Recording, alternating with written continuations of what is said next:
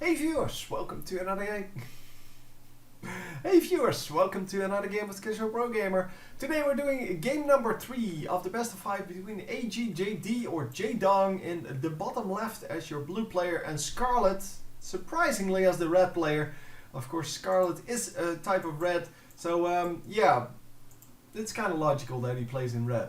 Anyhow, yeah, we have a 1-on-1 situation going on here, so we're going to see at least 2 more games.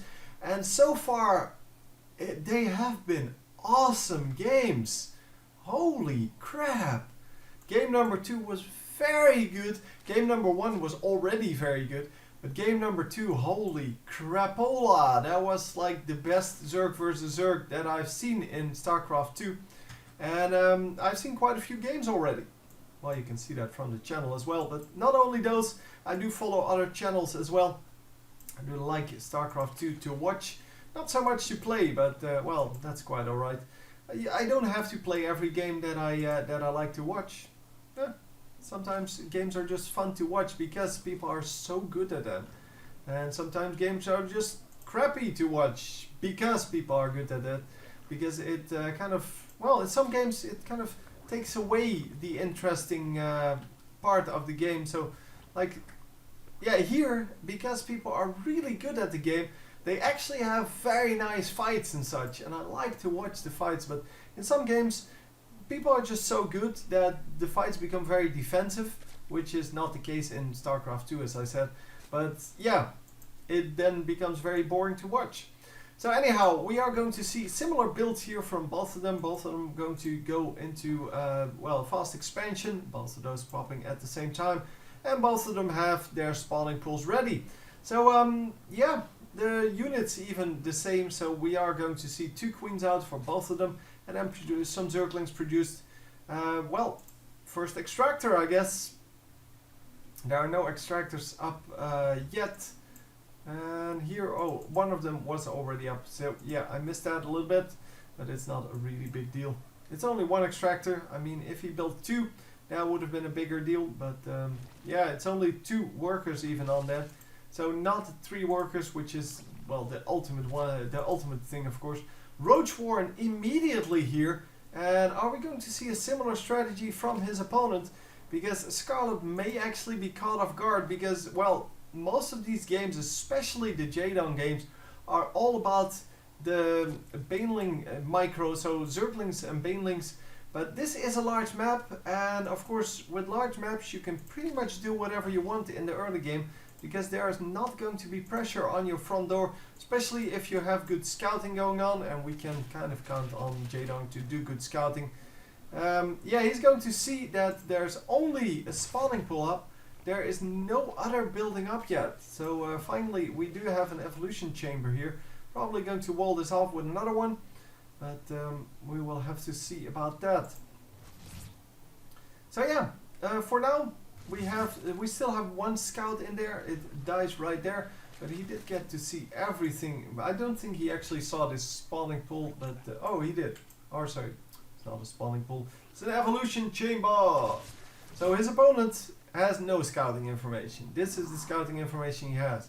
Well, my opponent has a spawning pool. Now, of course, that is not good scouting.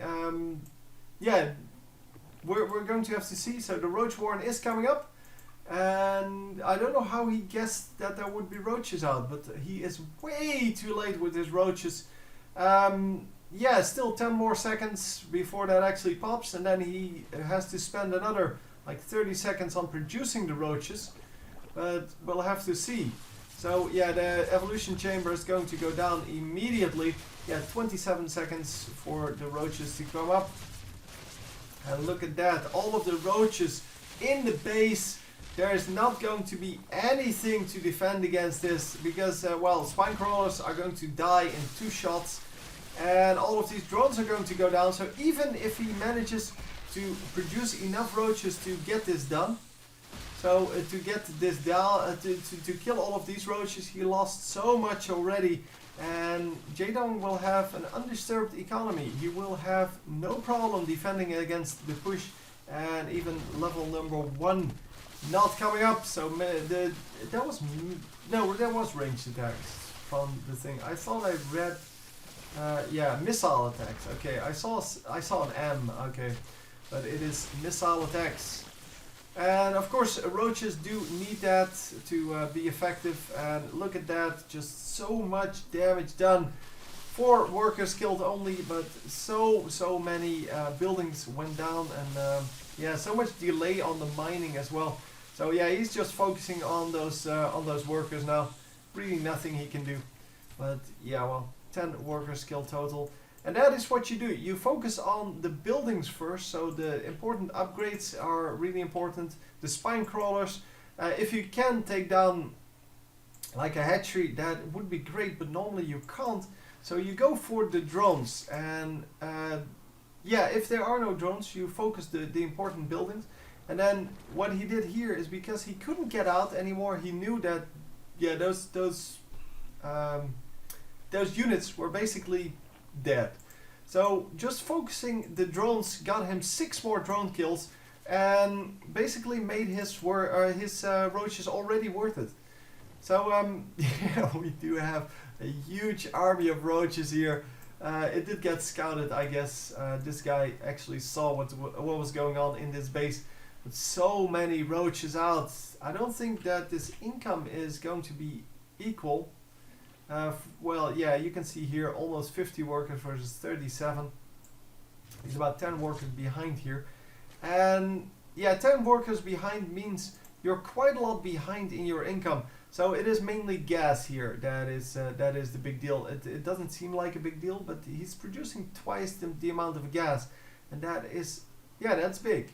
Third base is coming up here for Jaedong. This game is essentially over. It's going to take a while for him to finish it though. And Scarlet may still come back, because Scarlet does have decent amount of roaches. If he can sneak those by and get drone kills out of that, that might actually work. But yeah, you are playing against Jaedong, and even though he is not like the #1 player on StarCraft 2, he does understand all of the tactics very, very well, and he does understand what he needs to do to make this work. He's going to flank this red army and come in from 2 sides, make sure that he can get as many shots off as possible from all directions. And yeah, all of the roaches from Scarlet are going to go down if he's not careful. And even if he's careful, I don't think they're going to survive. It takes a long time for the roaches to kill each other though. So he might actually get some thing out of this. The roach warren is going to go down, but that is a bad thing to focus. These roaches should be, and these roaches should be in the fight. They should be killing roaches instead of buildings. Because, well, producing more roaches, or, well, the ability to produce more roaches is not what this is about. This is about the fact whether or not someone actually has the resources to do it. And you can see he doesn't have the resources. Jaedong just came out ahead because he had more resources to spend because of that early, devastation that he did in this base. And just came out ahead because he had more roaches in the end. So all in all, a very interesting game, good strategies, and you can see here that the lair actually got contaminated. I don't know what it's I think it's called contaminate from this guy. Yeah, there you go. You will not be able to train units from it then, and of course, yeah, that means that you won't be able to get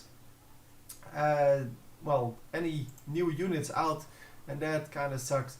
But hey, it's a unit ability that's not used a whole lot. Normally we see the changelings used, and that's about it. But very interesting game. Hope you enjoyed, and I will see you next time.